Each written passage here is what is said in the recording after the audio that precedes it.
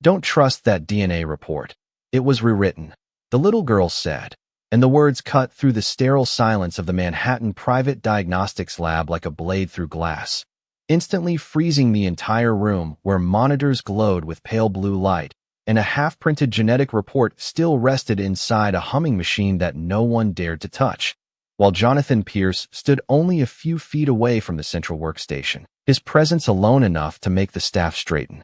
Instinctively, though for the first time in years he wasn't looking at them, he was looking at the child, Maya Johnson, 9 years old, small in stature but steady in posture, pointing directly at the DNA file projected on the screen as if she had already decided the truth long before anyone else was ready to see it.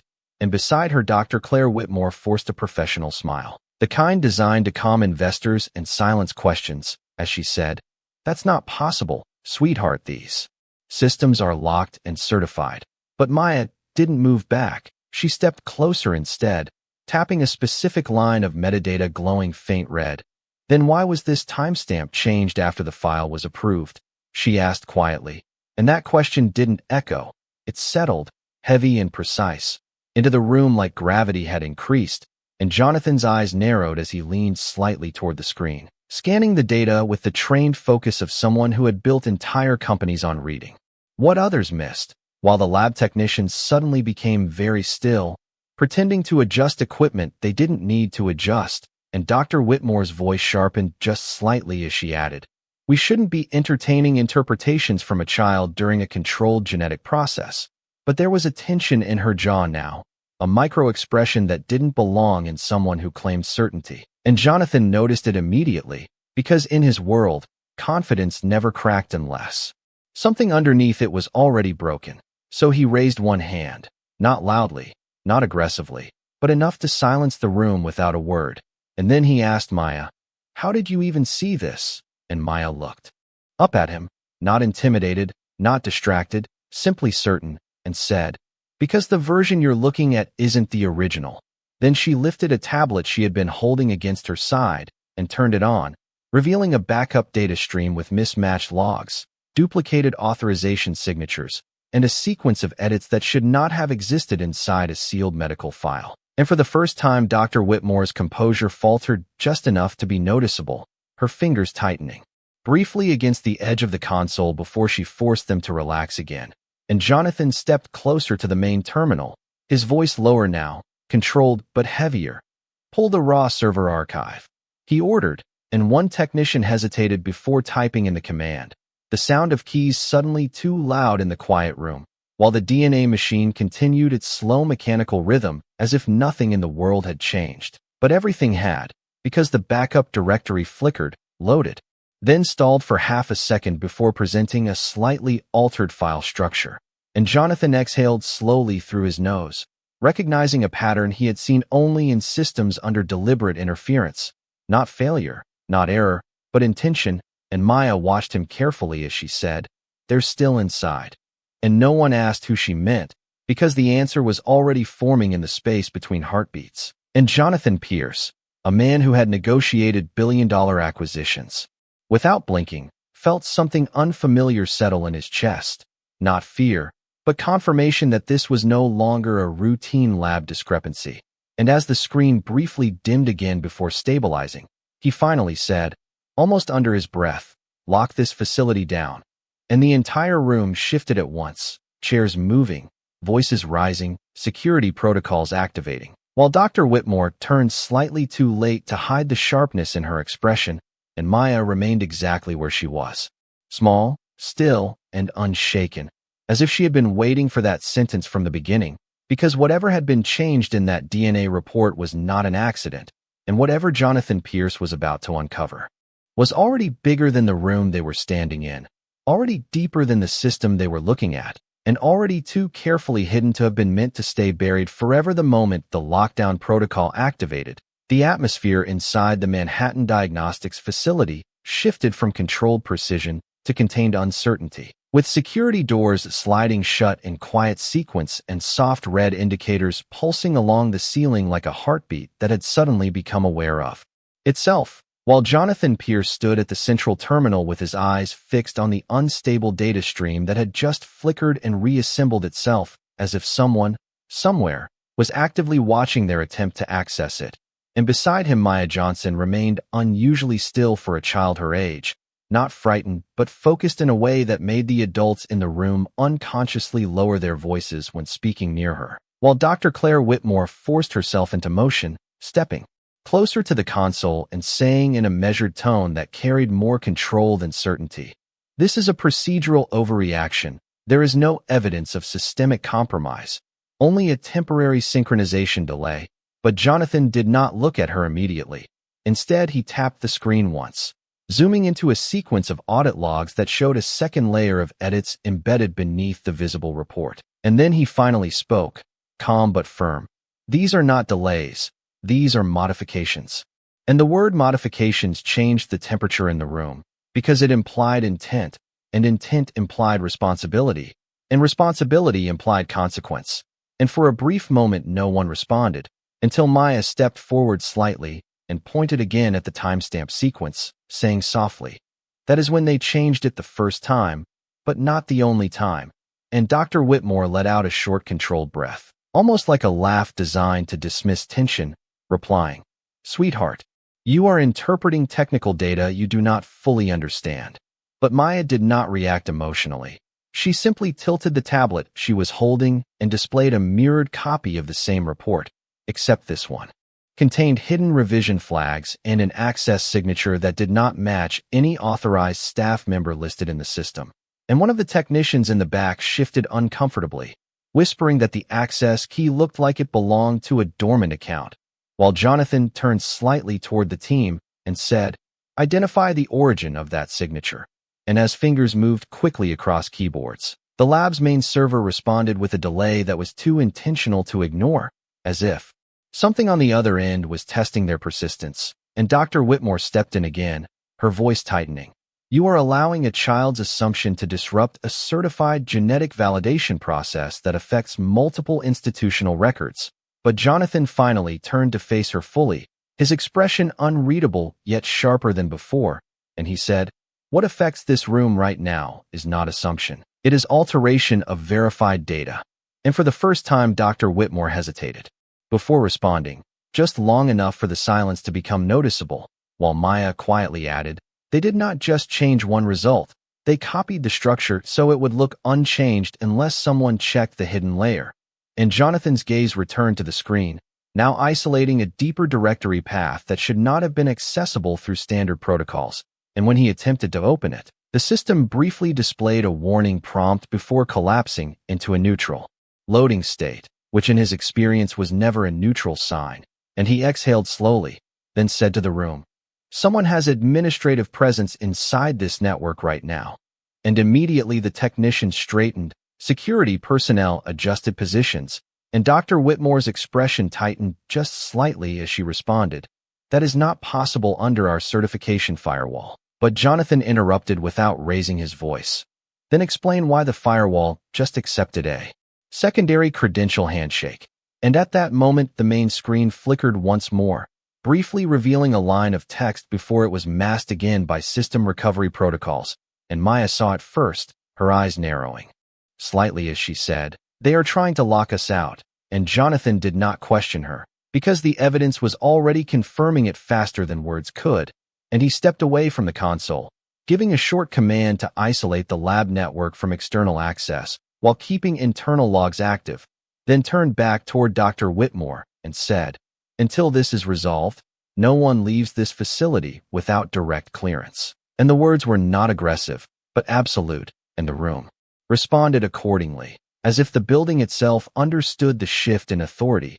While outside the glass walls of the lab, the city continued moving, unaware of the silent breach unfolding behind reinforced doors.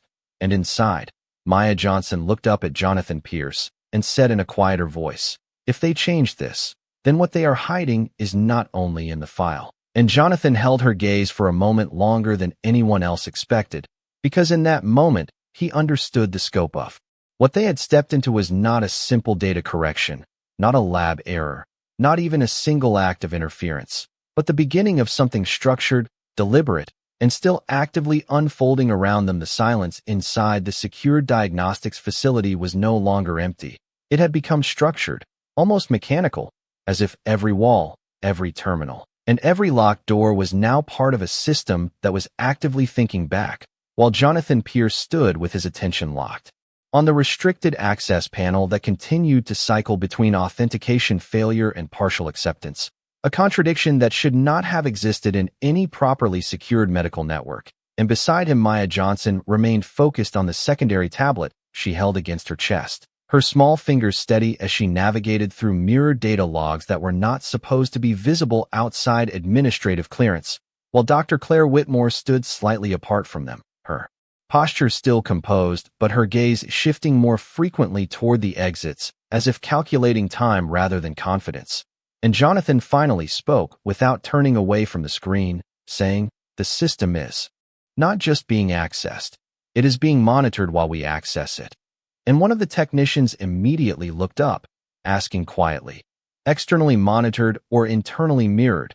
But before Jonathan could answer, Maya said, "Both." And that single word made the room feel tighter, because it suggested coordination rather than intrusion, and Dr. Whitmore stepped forward with controlled irritation in her voice, saying, "We are escalating a technical anomaly into a narrative assumption that there is an active observer when all evidence still points to a corrupted audit chain." But Jonathan raised one hand slightly, stopping her, and then said, "We are past anomalies."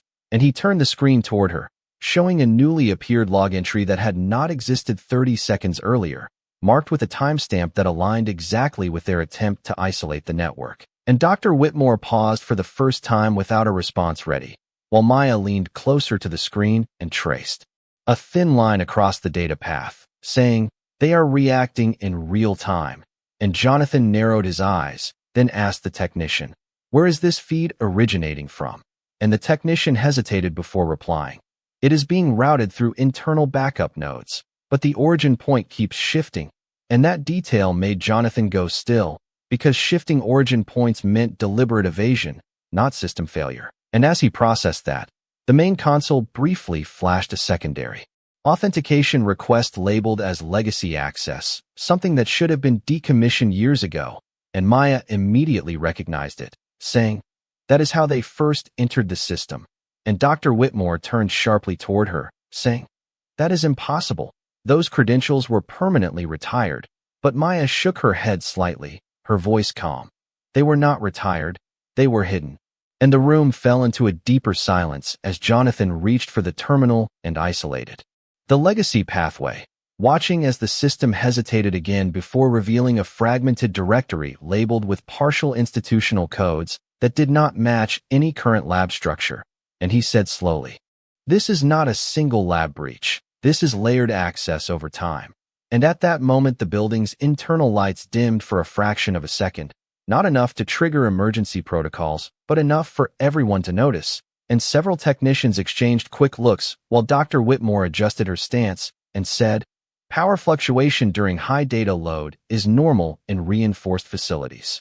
But Jonathan immediately replied, "This is not load fluctuation," and he gestured toward the screen where a new line of text had appeared, confirming that a remote synchronization event had just been initiated from inside their secured perimeter.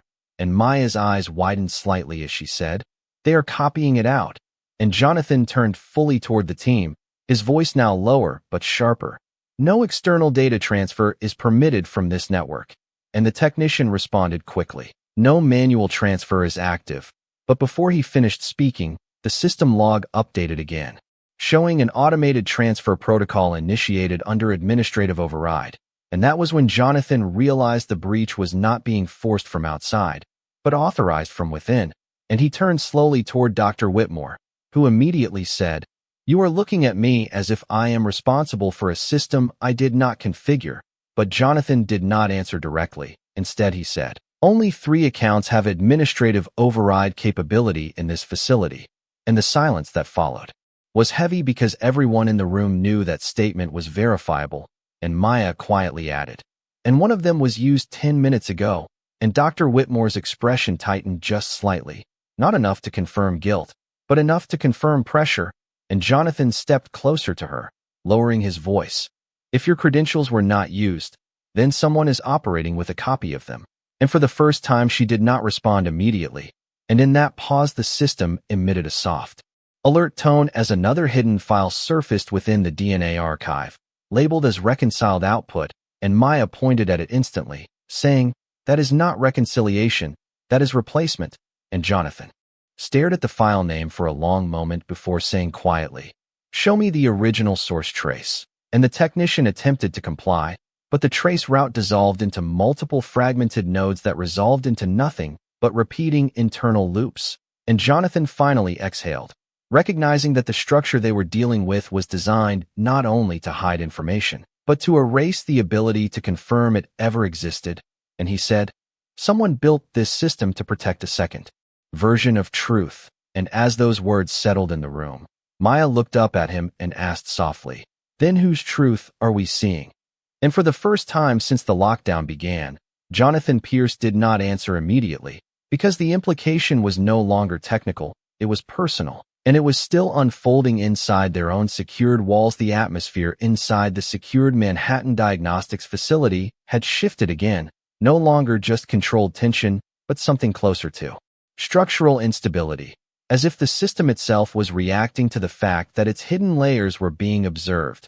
While Jonathan Pierce stood motionless in front of the central display, where fragmented DNA records and corrupted audit trails continued to rearrange themselves in subtle but deliberate patterns, and Maya Johnson remained at his side, her small presence contrasting sharply with the scale of the room, yet somehow anchoring it more than any of the surrounding technology, while Dr.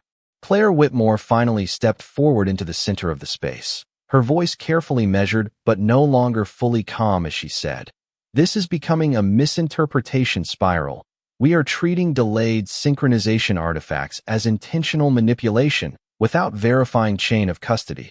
And for the first time, Jonathan turned to face her directly, studying her expression in a way that was no longer observational but analytical, as if reassessing every prior statement she had made since the lockdown began, and he replied slowly, "Chain of custody only matters if the chain has not been altered." And the words landed heavily because they implied something none of the staff wanted to acknowledge, that the integrity of their entire system might already be compromised at a foundational level. And Maya quietly added, "They did not break in, they were already inside when the system was built." And that statement shifted the room's focus entirely onto her, not because she was loud, but because she was precise, and precision in moments like this carried more weight than authority. While one of the senior technicians stepped forward hesitantly and said, "We are now detecting conflicting administrative commands being issued simultaneously." And Jonathan immediately responded, "Define conflicting." And the technician swallowed before answering. "Two override sequences with identical authorization structure, but different output directives." And Dr. Whitmore's expression tightened slightly as she interjected, "That is not possible under standard encryption architecture." But Jonathan cut in without raising his voice. "Then we are not dealing with standard architecture." And he turned back to the screen where the DNA file they had originally been analyzing now appeared in two parallel versions, one labeled active and the other labeled archived. Yet both showed identical timestamps of modification within seconds of each other. And Maya pointed at the archived version saying, "That one is the original they are trying to bury." And Dr. Whitmore responded quickly, "There is no way for a child to determine archival authenticity from metadata alone." But Maya did not react defensively. She simply said, "I did not determine it, I compared it." And she lifted her tablet again, showing a side-by-side reconstruction of file evolution paths that no standard lab interface should have been able to generate. And Jonathan watched carefully as the technician attempted to reconcile the two data streams, only to find that both were now being overwritten in real time by a third hidden process that had not been visible before.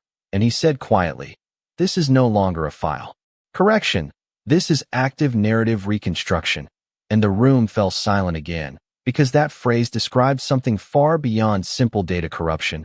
It implied intentional rewriting of verified biological records. And Dr. Whitmore stepped closer to Jonathan, her tone now sharper. "You are escalating this into institutional accusation without proof of human interference." And Jonathan finally met her gaze fully and said, "The proof is the interference itself." And at that moment, a new alert appeared on the central console, indicating that an internal verification request had been initiated from Dr. Whitmore's administrative credential, and every head in the room turned toward her at once, but she reacted instantly, shaking her head and saying, "That is not my action."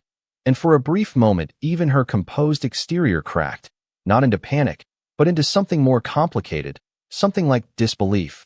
And Maya observed quietly, "Someone is using your access while you are still in the room." And Jonathan stepped between the screen and the staff, immediately instructing the system to isolate all active administrative sessions. But as the command executed, the system responded with a denial message indicating higher priority override already in progress. And that confirmation changed the nature of the situation entirely, because it meant their control was no longer primary. And Jonathan's voice lowered as he said, "We are now operating under shadow administration." And the technician asked, "Is that even a real designation?" And Jonathan answered without hesitation, "It is when someone builds a system to hide itself from its own operators." And Dr. Whitmore took a step back, her composure now visibly strained as she said, "You are suggesting internal authorization fraud at the architectural level." And Jonathan replied, "I am stating that the system is behaving as if it recognizes two versions of authority simultaneously." And Maya added softly, "That is why the DNA changed without leaving a single obvious trace." And in that moment, the central screen briefly flickered again, revealing a hidden header line labeled Reconciliation Authority Active. Before it disappeared just as quickly, and Jonathan stared at the empty space where it had been and said, "Find me the source node of that authority." But the technician hesitated and replied, "It does not resolve to a single node.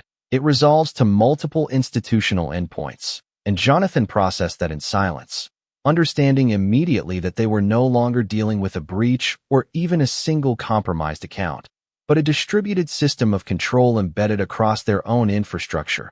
And as he turned back toward Maya, she said quietly, "That is why I told you the truth was rewritten, not replaced." And for the first time since the lockdown began, Jonathan Pierce realized the investigation had moved beyond identifying what had been changed, because now they were facing something far more complex. The possibility that the system itself had been designed to ensure the truth could never exist in only one form. The secured Manhattan Diagnostics facility had transitioned into a state where silence was no longer calm, but operational. A kind of enforced stillness created by layered security protocols and disconnected external access channels. While inside the central lab room, Jonathan Pierce stood with his attention fixed on the evolving system architecture displayed across multiple floating screens, each one showing a different version of the same genetic dataset, as if the truth itself had fractured into competing interpretations. And Maya Johnson remained close to him, her eyes moving between the displays with a level of focus that made even experienced technicians pause before speaking, while Dr. Claire Whitmore stood slightly behind the main workstation, her arms now folded not in confidence but in restraint, as if holding herself in place was the only way to maintain control of a situation that was slowly moving beyond institutional language. And Jonathan finally spoke, without looking away from the data, saying, "The system is no longer protecting information, it is negotiating it." And one of the senior engineers immediately responded, "That is not a valid system behavior model." But Jonathan replied calmly, "It is when the system has multiple decision authorities operating in parallel." And Maya quietly added, "That is why every result has two versions." And the room absorbed that statement in silence because it reframed everything they had seen so far, not as corruption, but as structured duplication. And Dr. Whitmore stepped forward again, her voice carefully controlled as she said, "You are implying a deliberate architectural contradiction, which would require access beyond any single administrator profile." And Jonathan turned slightly toward her, studying her face before answering, "Or multiple synchronized profiles that were never meant to be separated." And at that moment, a new alert appeared across the central console, indicating that all archived genetic records had been temporarily merged into a single unified stream. And every technician in the room immediately froze, because merging archives was not a routine function. It was a last-stage override function reserved for system reconstruction. And Maya pointed at the screen and said softly, "They are collapsing the versions into one." And Jonathan's expression tightened as he stepped closer to the terminal and said, "That means they are finalizing the outcome." And Dr. Whitmore immediately responded, "No system would allow unilateral finalization without executive authorization." But before she could finish, the screen displayed a system acknowledgement message confirming executive authorization had already been granted, and the identifier shown beneath it was partially masked but structurally recognizable as belonging to a senior institutional level. And the room shifted instantly as several staff members exchanged uncertain glances, while Jonathan said, "Someone has escalated this beyond laboratory control." And Maya looked up at him and said, "Or it was always controlled from above the laboratory." And for a moment no one responded, because the implication was no longer technical but organizational.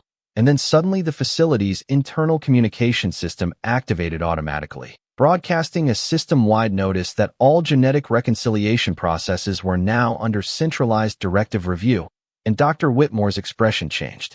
Subtly, as she said, "That protocol does not exist in our operational framework," but Jonathan interrupted.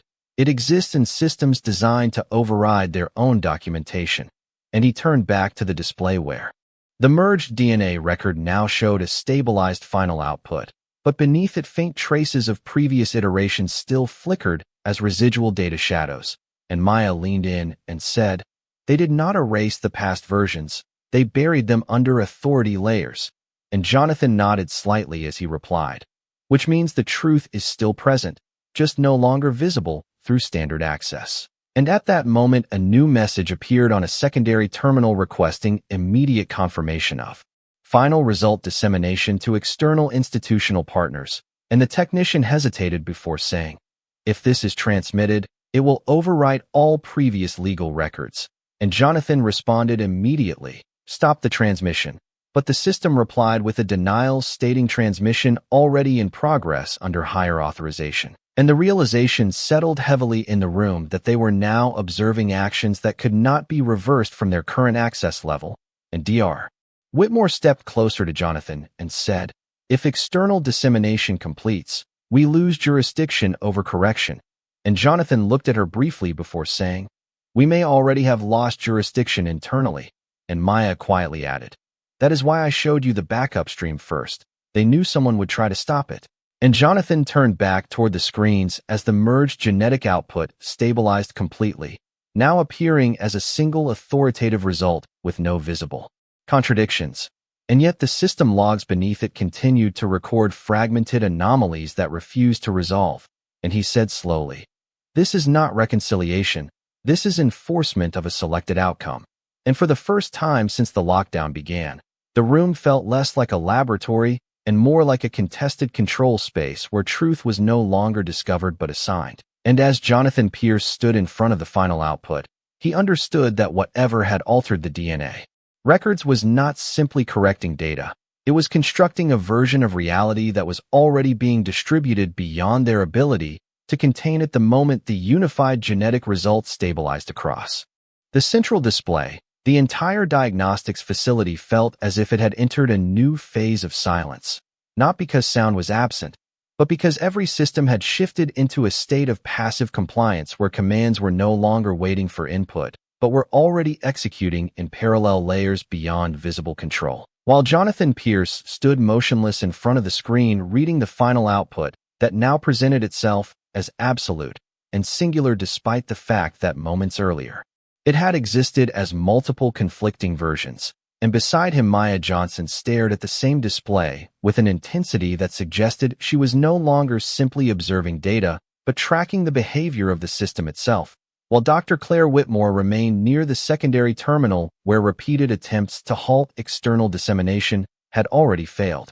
And the status indicator continued to show transmission in progress to multiple institutional endpoints. And Jonathan finally broke the silence by saying, "This is no longer about correction or error handling. This is about distribution of a finalized version." And one of the senior engineers immediately responded, "If that transmission completes, every connected medical registry will overwrite prior genetic records with the current output." And Jonathan turned slightly toward him and said, "That is exactly the point." And the room grew still again because the implication was no longer technical containment, but irreversible. propagation, and Maya stepped forward slightly and pointed at a secondary diagnostic layer beneath the main result and said, "They are not only sending the final version, they are sending instructions that prevent rollback." And Dr. Whitmore quickly interjected, "No authorized system would include anti-rollback architecture within genetic reporting," but Jonathan responded without raising his voice. "Unless the system was designed to prevent verification after publication." And at that moment, a new alert appeared indicating that external nodes had already acknowledged receipt of the data packet, and the technician read it aloud with hesitation. "3 external institutional partners have confirmed synchronization," and Jonathan closed his eyes briefly, not in defeat but in calculation, before saying, "Then we are now looking at a completed propagation cycle." And Maya looked up at him and asked quietly, "If it already left the building, can we still prove what was changed?" And Jonathan opened his eyes and replied, "Only if the original source still exists somewhere inside this system," and immediately turned back to the console, initiating a deep structural scan of legacy memory partitions, while Dr. Whitmore stepped closer and said, "Even if original fragments exist, they will be considered invalid once the distributed version is accepted as authoritative." And Jonathan replied, "Authority is not truth, it is acceptance." And that distinction shifted the tone in the room again, because it separated technical output from epistemic reality. And Maya suddenly pointed to a faint irregularity appearing in the system timeline, saying, "There is a gap here that repeats every time the system finalizes a result." And Jonathan leaned in closer, recognizing a pattern of temporal alignment that suggested deliberate staging rather than continuous processing. And he said, "This is not real-time computation. This is staged execution windows." And one of the engineers asked, "Why would a system need execution windows for genetic reporting?"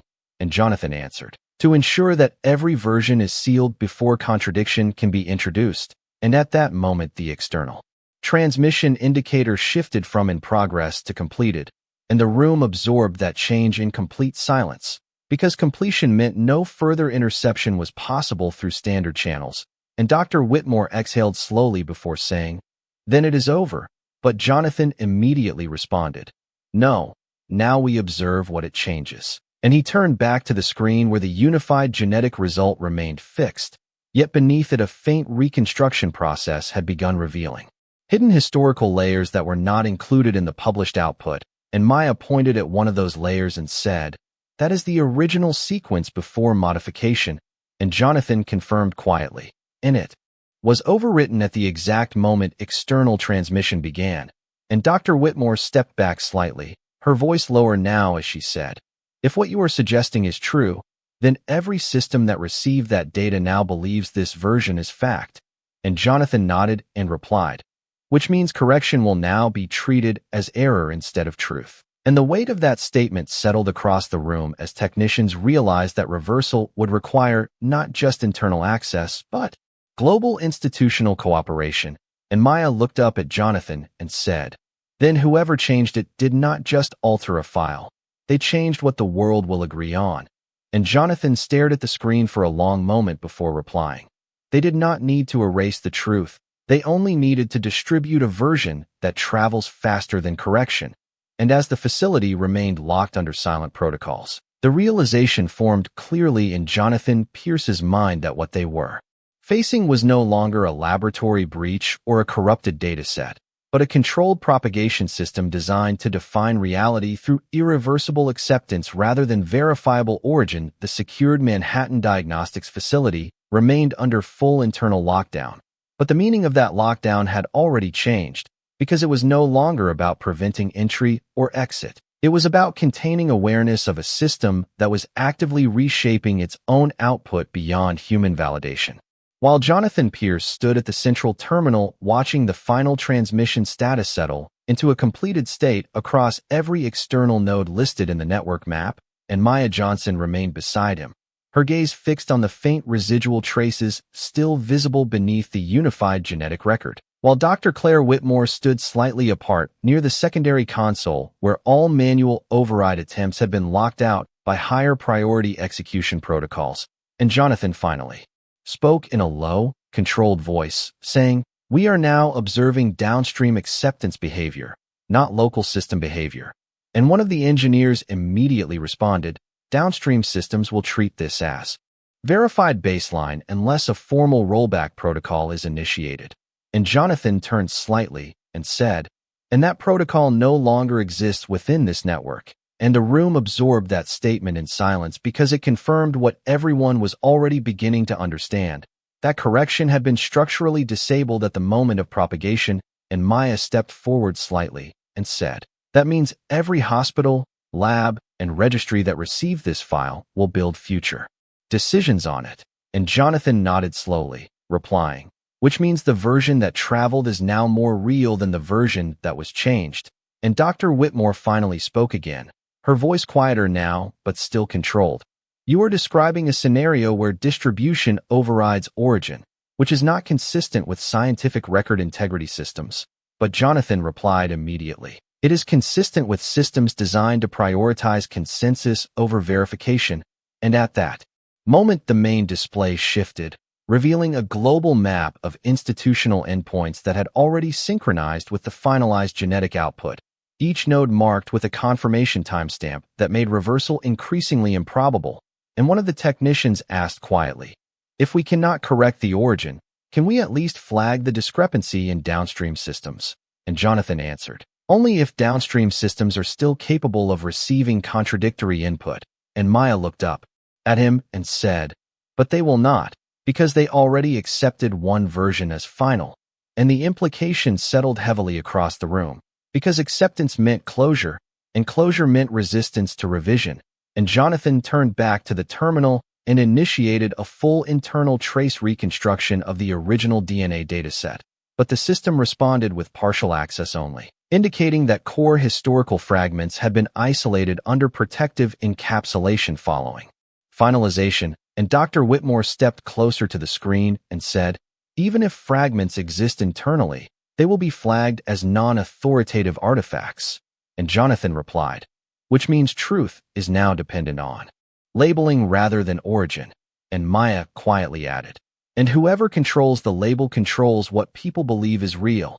And at that moment, a new alert appeared indicating that a secondary synchronization wave had been initiated from external institutional partners to reinforce the finalized dataset, effectively reinforcing the newly accepted version against future correction attempts. And the technician read it aloud, "Reinforcement cycle in progress across all connected systems." And Jonathan exhaled slowly, recognizing that this was not simply distribution anymore. It was stabilization through repetition. And he said, "They are not just spreading the result, they are reinforcing it until contradiction becomes statistically invisible." And Dr. Whitmore responded, "That level of coordination would require pre-existing alignment agreements between institutions." And Jonathan nodded and said, "Or a system designed to assume agreement before verification ever occurs." And Maya pointed again at the residual data layer beneath the unified record, saying, "The original is still here, but it is no longer allowed to surface." And Jonathan looked at it for a long moment before replying, "Which means the truth has not been destroyed, it has been subordinated." And the room fell into a deeper silence as the realization settled that what they were observing was no longer a single compromised dataset, but a networked reality framework that determined truth through reinforced acceptance rather than recoverable origin. And as Jonathan Pierce stood in front of the stabilized global output map, he understood that the investigation had now moved beyond identifying what was changed or how it was transmitted, because the real structure they were facing was not built to hide the truth, but to ensure that once a version of truth was released into the system, it would become increasingly impossible for any correction to be believed inside the secured Manhattan Diagnostics facility. The atmosphere had settled into a tense equilibrium that felt less like containment and more like observation, as if the building itself had become a passive witness to a system that no longer needed permission to operate beyond its physical boundaries. While Jonathan Pierce remained focused on the global synchronization map still displayed across the central wall screen, where every institutional endpoint had now confirmed acceptance of the finalized genetic record, and Maya Johnson stood slightly closer to him than before, her attention no longer on the visible data alone, but on the faint structural inconsistencies that continued to flicker beneath the unified result, while Dr. Claire Whitmore remained near the secondary console with her arms now lowered, her posture reflecting not resistance but calculation under pressure, and Jonathan finally spoke in a steady voice, saying, "We are now in a post-verification environment, which means correction is no longer a system function." And one of the senior engineers responded carefully, "If correction is disabled globally, then the only remaining variable is reinterpretation at the institutional level." And Jonathan nodded, slightly before replying. "And reinterpretation always follows the accepted version, never the original." And Maya quietly added, "Which means the original does not matter anymore unless someone can pull it back before acceptance becomes permanent memory." And that statement shifted attention subtly toward her, because it reframed the problem away from system architecture and toward temporal opportunity. And Dr. Whitmore stepped forward again, her voice lower now, but still controlled, saying, "Even if an original dataset exists internally, once downstream synchronization is complete, institutional memory will overwrite evidential hierarchy." But Jonathan responded immediately, "Unless there is a system-level anchor that prevents full overwrite propagation." And at that moment the central display flickered briefly, revealing a hidden diagnostic layer beneath the unified genetic result, a layer that had not been visible during previous scans, and one of the technicians leaned in and said, "That layer was not present during initial reconstruction." And Jonathan stepped closer, studying it carefully before saying, "It was always there, it was just never surfaced." And Maya pointed directly at a faint node within the hidden layer and said, "That node is different from the others. It is not part of the distribution network." And Jonathan narrowed his eyes and replied, "It is a containment reference point." And the room fell silent again, because containment reference points implied structural design, not incidental formation, and Dr. Whitmore's expression tightened slightly as she said, "There is no documented containment architecture within our genetic reporting system." But Jonathan answered without hesitation, "Then we are not looking at documented architecture."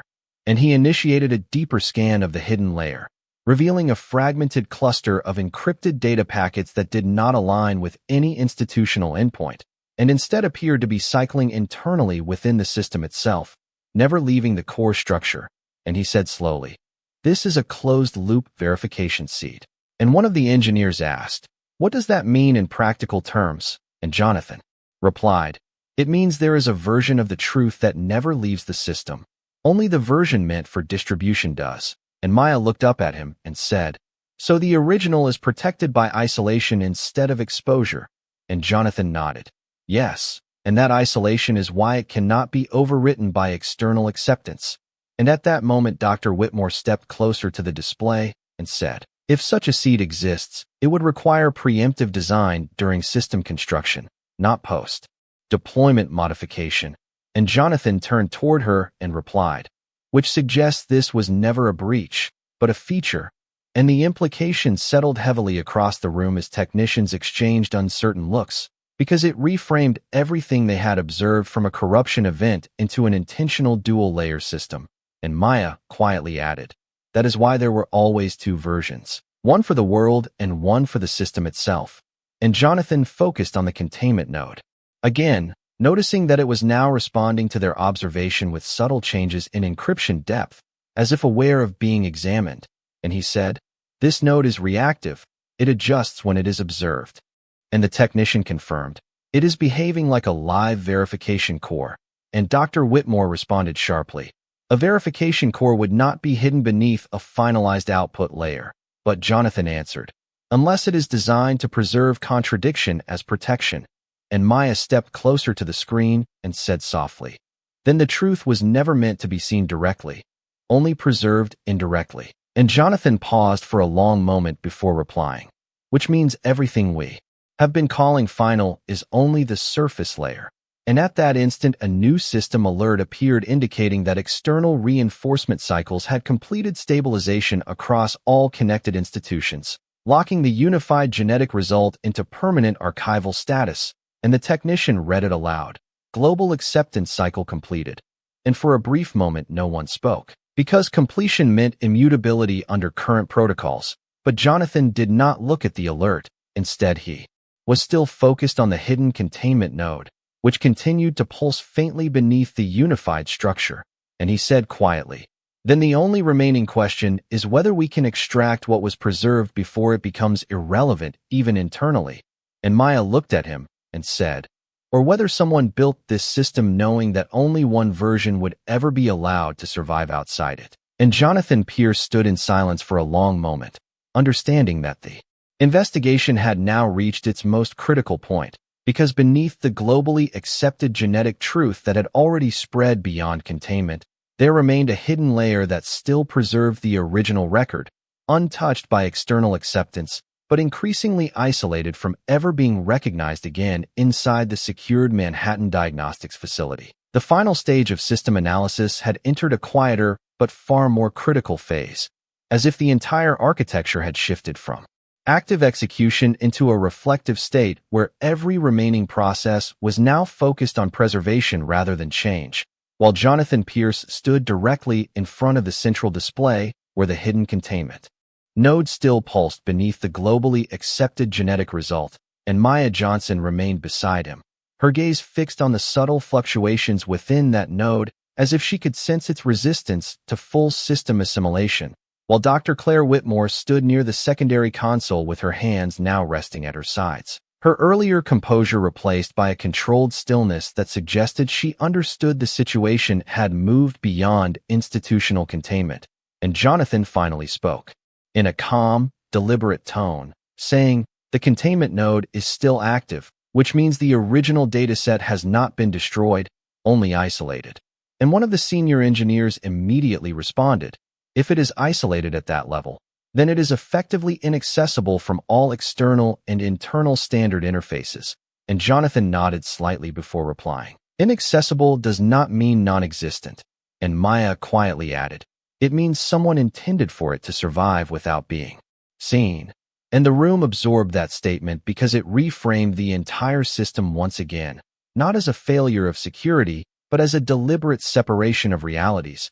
And Dr. Whitmore finally spoke, her voice lower than before, saying, "If what you are suggesting is correct, then the system was never meant to converge on a single truth." And Jonathan turned slightly toward her and replied, "It was designed to maintain two truths, one for distribution and one for origin."